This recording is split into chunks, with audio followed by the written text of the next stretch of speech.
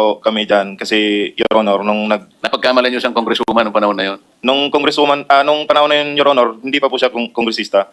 Pero yung namimit na po kami ni Attorney Baligod, kung congresswoman na po kasi siya, kaya nasama po dyan sa mga congressman po. Kasi bukod sa kanya, itong tunay na mga congressmen na nilist down nyo sa paragraph 43, babanggitin ko na, salitaan nyo naman ito eh.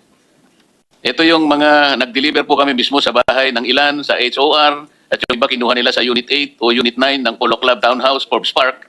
Sila yung mga sumusunod. Benny Abante, Sia Adyong, Jose Alvarez. Dito binabanggit ninyo kung saan kinuha eh. Halimbawa, si Benny Abante, kinuha niya sa House of Representatives saka sa Townhouse.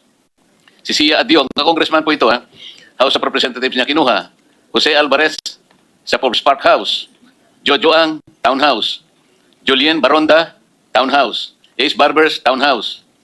Ching Bernos, House of Representatives. Arlene Brosas, House of Representatives, Townhouse.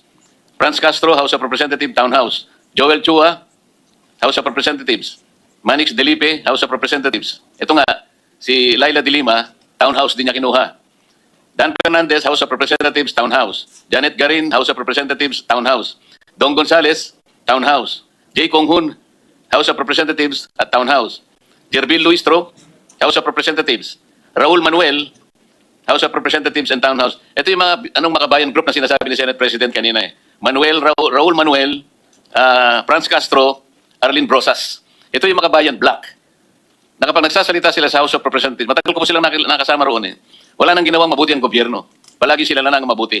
Na parang sila, ay ngayon pala eh, hindi ko sinasabing totoo lahat ito, kaya kayo nandito para patibayan ninyo, para tindigan ninyo na totoo lahat ang sinabi nyo rito. Sandro Marcos, Forbes Park,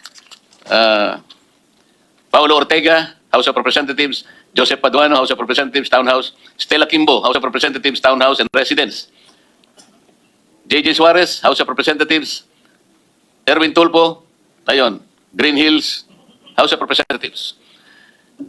Itong lahat po na binanggit ninyo na mga ngayon ay naglilingkod na miyembro ng House of Representatives, yung iba naman ay wala na, kailangan mapatibayan natin sa magitan ng inyong individual o sama-samang paglalahad na tama lahat na sila ay nakatanggap sa iba't ibang paraan at iba't ibang lugar ng salapi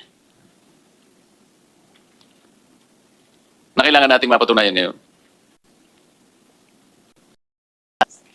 Na si Father Flavi ay hinatiran ko ng pera doon sa Mindanao Ab.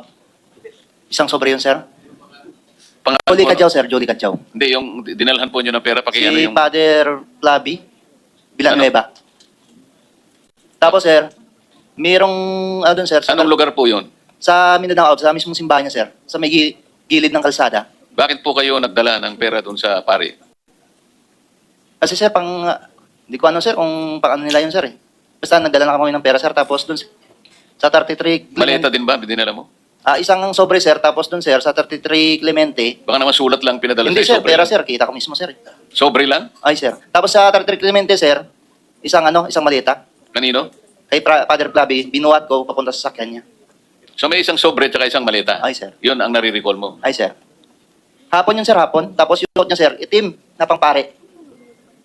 Yung pangpare yung niya. Nung iabot mo, Sila kaya sa sasakyan niya, sir? nakasuot siya ng pampare. Ay, sir. Yung pare na itim, sir, na sinusuot ng mga pare. Experience mo? Si Terry doon, sir. Nakita ko, sir, yung sasakyan niya, BMW yun, sir. Eh. Terry Ridon, yung congressman ngayon. Yes, sir. Ilang maleta naman ang binigay mo? Isang maliit din, sir. Saan mo binigay? Galing 8th floor, sir, sa Quezon City. Building sa President Tower. Binaba doon, sir. Sinakay sa sasakyan niya, sir. Siya ang pumunta doon. Ay, sir. Kilala ko, sir. Mr. Chairman, has revealed that NBI received information that former Congressman Mike Defensor allegedly bribed the 18 ex-Marines 5 million to provide 5 million lang nakalagay, walang nakalagay each eh, to provide testimony regarding the flood control anomalies. Matibag said the testimony came from an individual. An individual means one person. Kasi hindi individuals dapat unless it's grammar. With a direct relationship to one of the supposed 18 Marines. So that could be anyone in the world. Dahil 18 kayo, I'm sure you have a lot of friends. Pinangalanan si dating Congressman Mike Defensor na siya yung nag-offer ng halaga noong 5 million para maging testigo nga at lumabas mag-press con, Matibag said. He added that the NBI has already issued a subpoena to defensor to shed light on the allegations. I will not interrupt you now, Mr. Chairman. Mamaya, nandito na rin naman si ex-Congressman Defensor. It's time for him once again to use his last name and defend himself. Erwin Tulfo. Ika nga ni Rafi Tulfo, kung ikaw ay matapang, pumunta ka dito. Pag ikaw naman pumunta dito, ikaw ay uto-uto.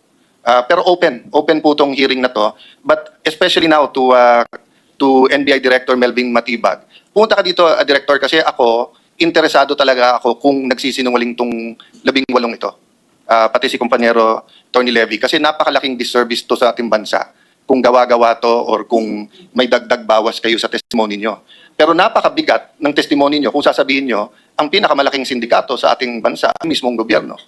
So one of the two has to be the truth. That's why, Director Matibag, hindi pa naman kami matatapos. Imbitado ka ngayon. O kung sino yung agent mo na nagkwento sa'yo. Pumunta ka dito para harapan tayo, magkaalaman po tayo. Thank you, Mr. Chairman. Defensor, magkano, Mr. Speaker? Mr. President, 5 million each. Nakita ko 5 million. Each. Walang nakalagay na each eh. Ah. Sa million lang, walang each. Pero meron din finorward si Senator Amy na inquiry. So kayo po ngayon ay narinig po ninyo. So 90 million po ang pinambribe sa inyo ni Mike Defensor para lang gumawa kayo ng ganitong salaysay na sa aking pananaw ay ginawa ninyo sa ilalim ng Clarify, Mr. sakripisyo. Chair. Sa Inquirer.net naman, yan, nakalagay na allegedly bribed each of the 18 ex-Marine 5 million. So each, so bawat isa.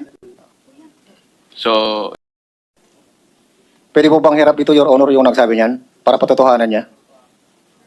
yun nga Sa po, may ngayon hamon po, naman. Your Honor, halos nga yung pamilya na nga namin ngayon, yung kakapiranggot nga na ipon namin, hanggang ngayon, yun po ang pinagkakasya namin. At yung pagkain po namin, nagkakaroon lang po kami ng, sa ngayon, nagkaroon po kami ng, yung mga kunting ipon, tawag nito, yung chipi-chipi na lang po nga kami ngayon, nagkatsaga po kami sa sardinas na makain, Your Honor.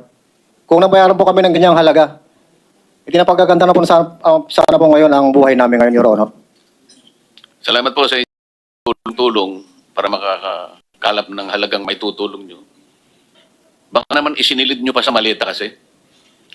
Baka napagkamalang akala mo na napakalaking pera naman nung nakalap nyo itulong sa mga na-hospital na kamag-anak ng inyong mga kliyente. Alam mo po yung, Your Honors, no? Ang motivation ng mga sundalo na ito, bago nila gawin yung kanilang affidavit, ang sabi nila sa akin ay, Attorney, nasubukan namin ang nakipaglaban. Muntik nang mawala ang aming buhay. Pero sa panahon ngayon, gusto naming magpakasundalo sa mga Pilipino. Yun po ang motivation nila. Kung yung, alam niyo po, kung accusation lang nagaling kay Matibag, naaawa po ako sa NBI dahil eroded na yung credibility dahil kay Matibag. Bali na po,